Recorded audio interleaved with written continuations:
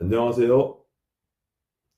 저는 편의점 업계에 재직 중인 편선생이라고 합니다. 편의점 창업을 희망하시는 예비 점주님들과 기존 점주님들께 도움이 되고자 영상을 만들어 보았습니다.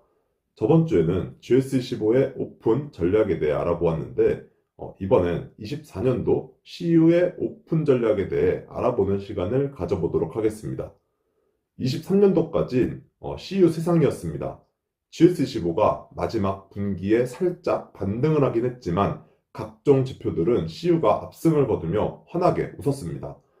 통상 편의점 업계에서 점포수는 곧 시장 내 영향력을 보여주는 지표로 쓰입니다. 하지만 점포수 순위와 매출 순위가 달리 나타나면서 기준이 애매해졌고 매출 1위 GS15, 점포 1위 CU가 최근까지 통용된 공식이었습니다. 1대1의 상황에서 영업이익 항목을 CU가 GS25를 압도하며 이제는 누구나 인정하는 업계 1위로 발돋움하게 되었고 작년에는 역대 최고 실적을 기록한 22년도와 비등비등한 실적을 기록하였습니다.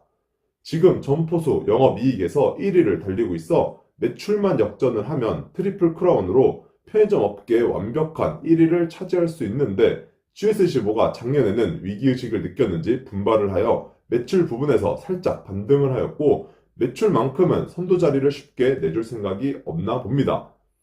CU는 달콤한 1위 기쁨에 한껏 취해 24년도에는 더 적극적으로 GS15를 몰아붙일지 아니면 경기가 어렵고 언제 나아질지 모르는 이 시점에 몸을 잔뜩 웅크려서 소극적인 정책을 펼칠지 개발 담당들의 평가 항목 즉 KPI를 보면 본사가 어떤 방향으로 나아갈지에 대해 알 수 있는데요. 한번 알아보도록 하겠습니다. CEO 개발 담당들의 23년도 평가 지표는 정말 간단했습니다.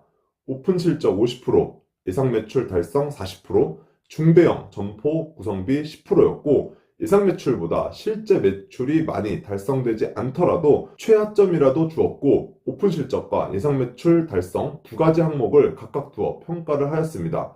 하지만 24년도의 평가 지표는 달라졌습니다. 오픈 실적이 90%, 중대형 점포 구성비가 10%로 바뀌었습니다. 이 오픈 실적 90%에는 단순 오픈 숫자만 들어가는 게 아니라 예상 매출 달성률에 따라 배점이 달라지게 해놨습니다. 23년도에는 오픈 숫자 따로 예상 매출 달성률 따로 평가를 하였다면 24년도에는 한 세트로 묶어 평가를 하는 겁니다.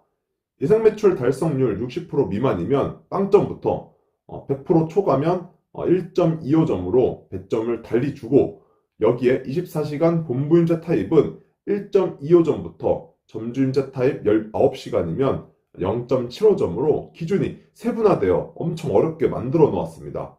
점포 하나를 오픈을 하더라도 예상 일매출에 따라 타입에 따라 24시간 운영인지 24시간 미영업인지에 따라 1점이 아니라 최하 0점이 될 수도 있고 최대 1.25점이 될 수도 있는데 계산 방식은 어차피 점주인들께서는 궁금한 사항이 아니라 패스하겠습니다.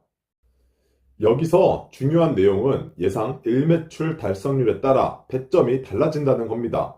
과거에는 예상 매출이 200만 원이 나올 것 같아도 점주님들께 조건을 조금이라도 더 드리기 위해 210만 원, 220만 원 이렇게 무리해서 올려잡아 조건을 더 드리려고 했는데 괜히 올려잡았다가는 달성률이 나오지 않아 평가지표대로라면 1점이 아닌 0.5점, 0.75점, 심지어 빵점을 받을 수도 있게 됩니다.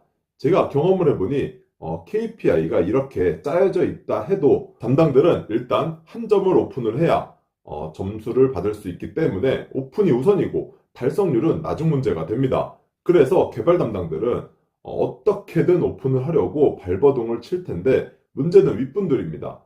개발 담당은 0 아니면 1이기 때문에 한 점 한 점이 너무나도 소중합니다. 물론 그래서 매출이 안 나올 만한 이상한 곳 오픈하는 담당들도 있습니다. 윗분들은 회사 방향이 이렇게 나왔기 때문에 그리고 나 말고도 다른 사람이 하나 더하면 되기 때문에 소극적으로 결제를 해줄 가능성이 높습니다.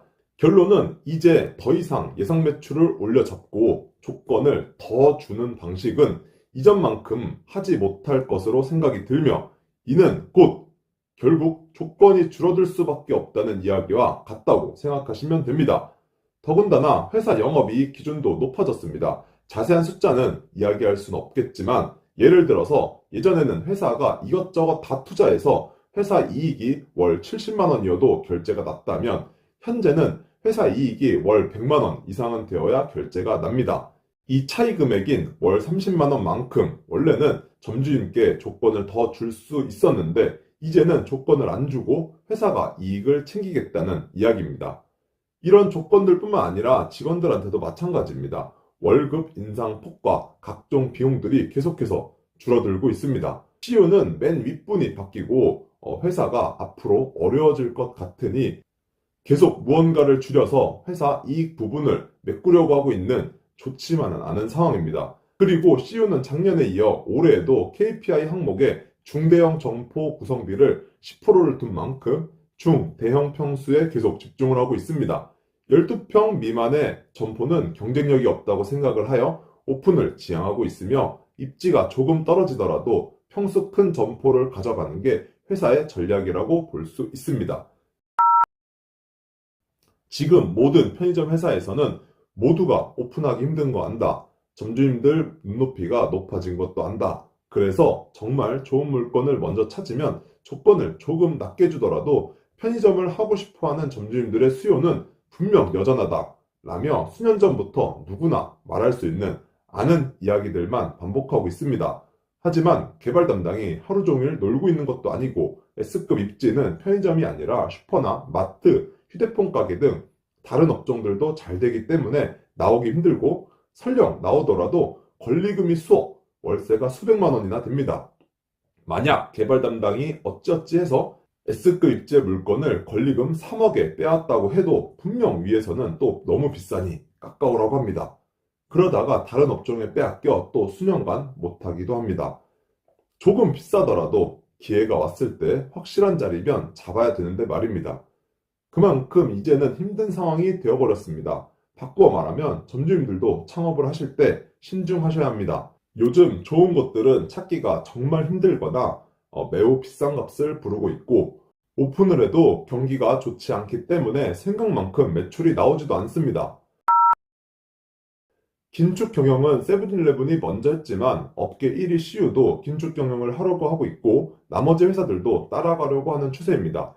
그래서 요즘 점포수 1위 CU는 2위 GS25에게 엄청난 추격을 받고 있으며 또 다른 의미에서 위기에 직면하고 있습니다. 오픈 쪽으로 공격적인 GS25에 비해 CU는 손익을 더 중요하게 생각하고 있습니다. 점포수는 절대 따라잡히지는 않을 거라 생각하는지는 저는 잘 모르겠고 이렇게 격차가 계속 좁혀지면 조만간 조건을 풀 것 같긴 한데 일개 직원이 저는 자세히는 모르겠지만 현 상황에서는 소극적으로 결제를 해주고 있고 힘든 상황인 건 팩트입니다. 날씨가 엄청나게 추워진 만큼 마음도 춥습니다.